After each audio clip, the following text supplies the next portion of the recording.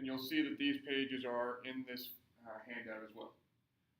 If you remove those blocks, you'll find the correct answers to each of those questions.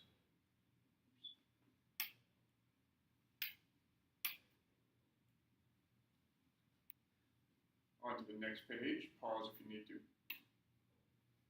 There are answers here as well. Again, pause if necessary.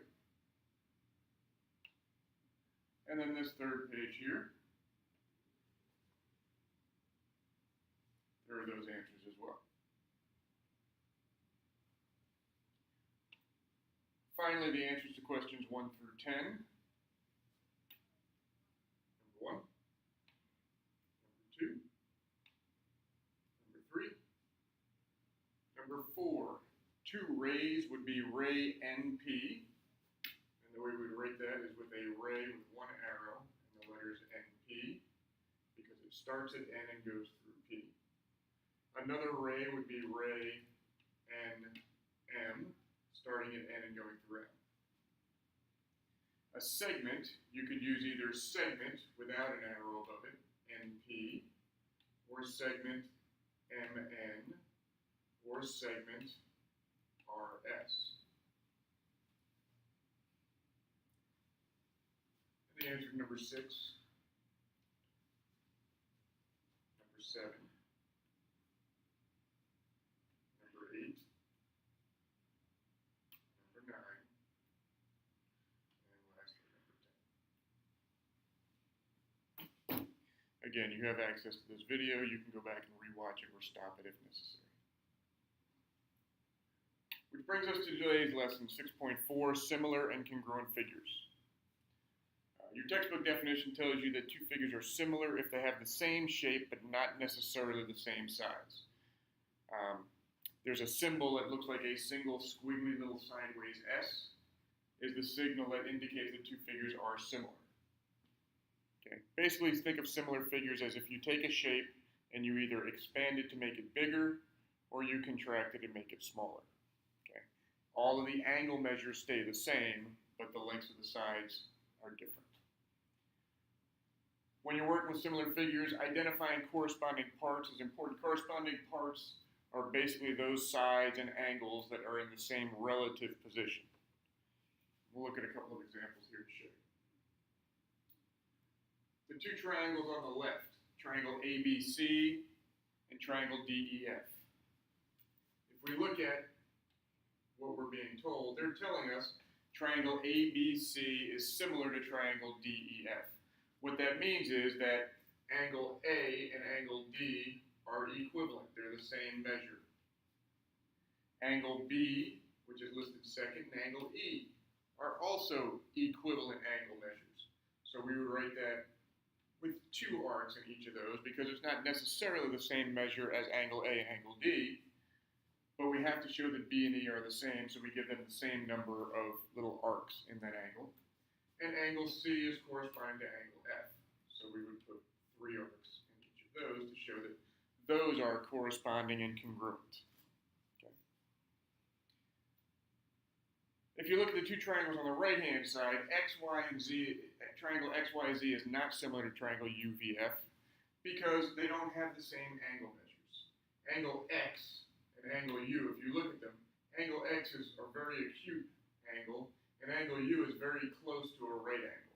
So they're obviously not the same angle measures. If the angle measures are not the same, then these cannot be similar figures. So here are some things we need to know about similar figures. Okay? If you're being told, which we are right here, that triangle ABC is similar to triangle DEF, we know that the corresponding angles, those angles that match up from one triangle to the other, are congruent. So as we looked up here, angle A is congruent to angle D because of the way they're listed. Similarly with these two new triangles down here where it says angle A is congruent to angle D, angle A is congruent to angle D. For example, if this were a 40-degree angle here, then this one would have to be a 40-degree angle. Angle B also has to be congruent to angle E because they're listed in the same relative position. So angle B and angle E are congruent. And in this particular triangle, angle C and angle F are both listed as right angles, so they're obviously both 90 degrees, which means they are congruent. The other thing, and this is where it gets tricky, and this is where it leads back to what we've been learning about with ratios, is the ratios of the lengths of corresponding sides of similar figures are equal. That means that they form equivalent fractions. Ratio is the same thing as a fraction. So if you look at this, if you look at segment, I'm going to erase this for a second, segment AB has to correspond with segment DE. So if we look at the ratio of the sides from AB and DE, we look down here, and AB has a length of 5, DE has a length of 10. So they would form a ratio of 5/10. Every one of the sides has to have that same ratio. So in other words, the other pair here, BC and EF, if we look at BC is 3, EF is 6, when we compare those, BC to EF, we get 3/6 or 3/6. And then the third set of sides would be side AC and side DF. AC is 4, DF is 8. And if we look at all three of those fractions, all three of those ratios, they would all reduce down to 1/2. So these are two similar figures because all of the angle measures are congruent and all of the sides form a ratio of 1:2, all the corresponding sides. Okay. Important thing to keep in mind, and I can't stress this enough, when you read geometry and you're naming similar figures, you need to list the letters of corresponding vertices, those are the corner points, in the same order. So over here, A and D line up, B and E line up, and C and F line up. Those are the corresponding angles. The corresponding sides are those sides that are listed in the same order. AB with DE, BC with EF, and AC with DF. Those are the corresponding sides.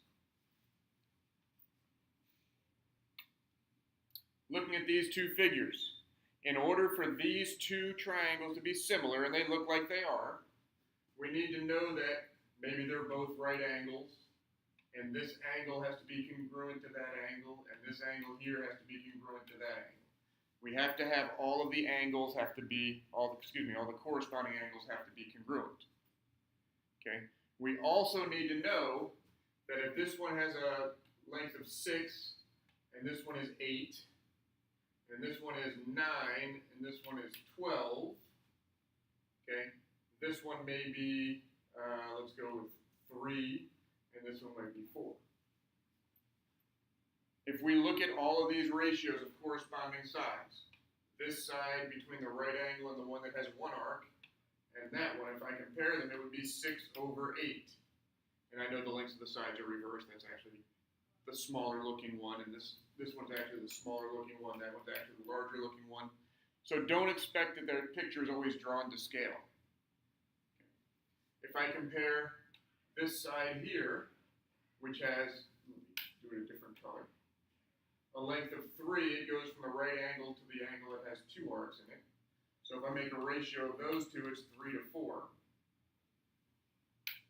And if I look at the third side between the arc of 1 and arc of 2, that's going to form 9/12.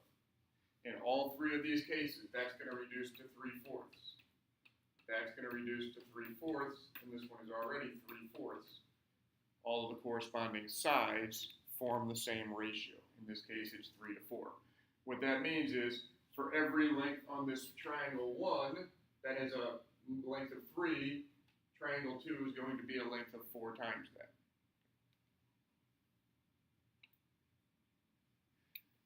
So let's look at a typical problem you'll see.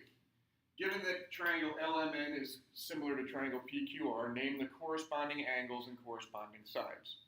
We don't even need to see the picture to be able to know which one should correspond because we look at the order that they're listed in. 1, 2, 3, 1, 2, 3. We know right away that angle L has to be corresponding with angle P, angle M has to correspond with angle O, and angle N corresponds with angle R. So those are the three corresponding angles. The corresponding sides, similarly, are the ones that are listed in the same order. LM are the first two, PQ are the first two, so LM and PQ are corresponding. MN and QR are corresponding, and the first and last would be LN and PR are corresponding. So that's how we would list our corresponding sides.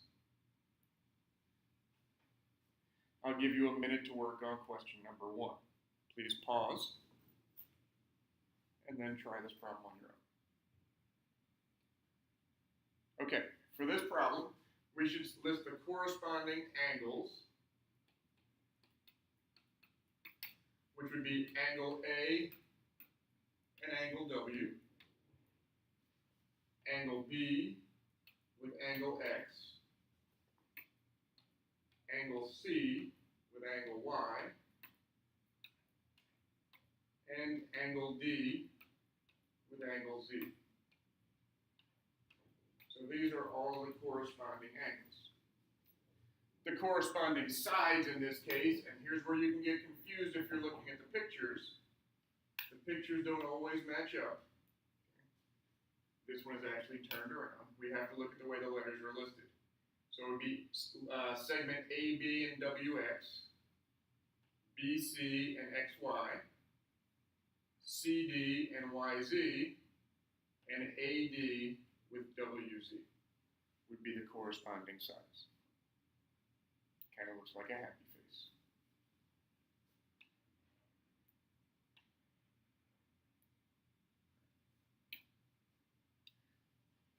Where the math comes in, where we start working with finding missing sides, is looking at when we start looking at the ratios.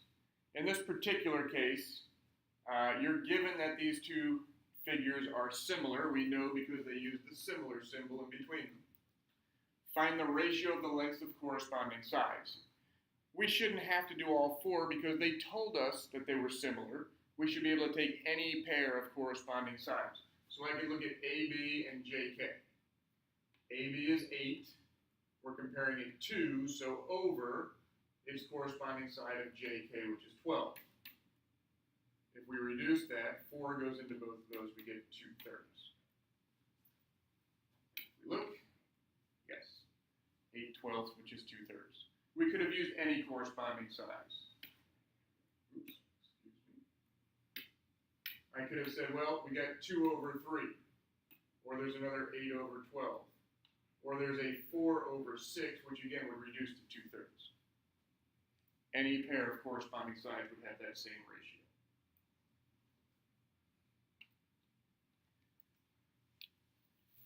So we can use this rule of knowing what it means to be similar to ask ourselves and answer a question. Is the soccer field, which is a rectangle that's 70 by 40, and the penalty area of the soccer field, which is a rectangle that is 35 by 14, are they similar figures? In other words, is this entire rectangle similar to this smaller rectangle? What we need to know then is, do all of the sides form the same ratio? And if we look at the ratio, we have 70 long versus 35 long. So we can say that that is 70/35. The other one is 40 wide and 14 wide. So is the ratio 70/35 equal to 40/14? Well, we've learned a couple of different ways to check to see if those two ratios are equal. We've learned about proportions. One way would be to reduce both of them. And this one would reduce to 2/1. This one would reduce to 20/7. They clearly do not reduce down to the same fraction, so they are not equivalent. The other way we could have checked is by checking our cross products. If we cross multiply 70 times 14 and 35 times 40, 980 does not equal 1,400, so they are not similar. They're not similar because the corresponding sides are not congruent. They're not in proportion.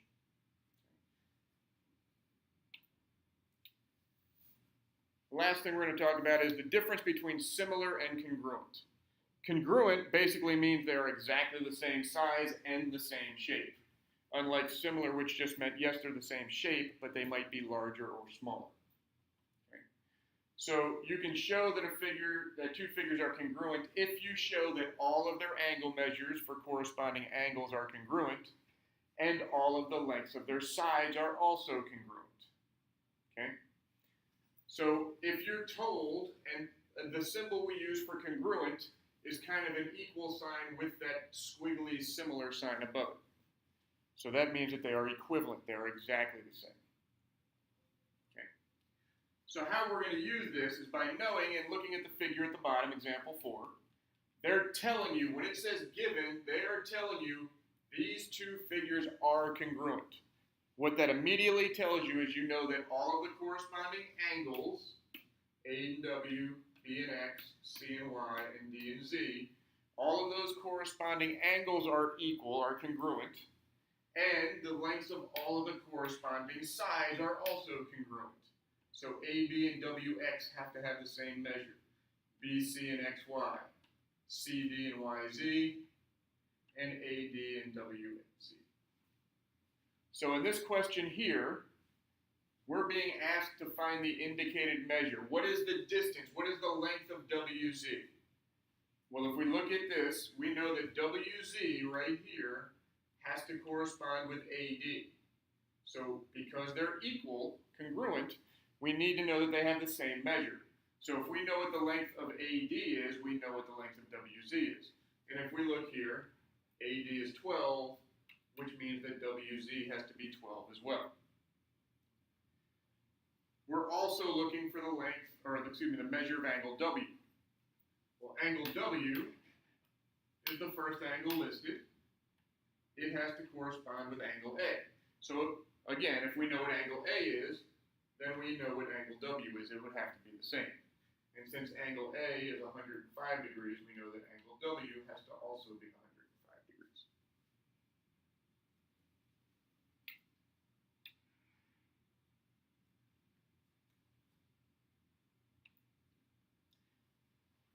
Here's your homework for the evening. We will go over it tomorrow in class. Good luck, and if you need to review any of these, feel free to go back to the video and replay it and pause it as needed.